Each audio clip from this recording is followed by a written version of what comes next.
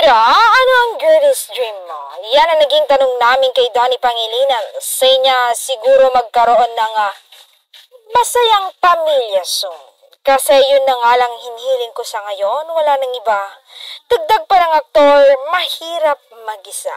Gusto kong mayroon akong pamilyang uuwian.